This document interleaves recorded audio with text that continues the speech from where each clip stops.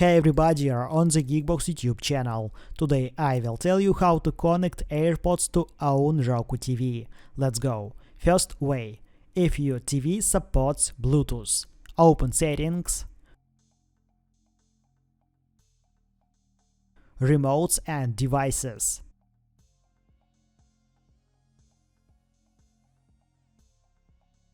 Choose wireless headphones.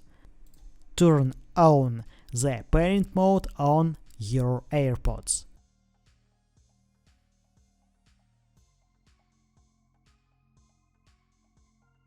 Choose your Airpods on the screen.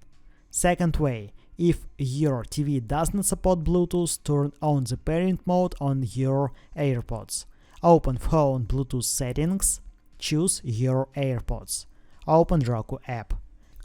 Activate Private Listening. Your TV is connected to the Airpods via your phone.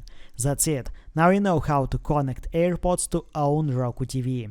Thanks for watching. Please like and subscribe to the channel. Good luck and see you soon.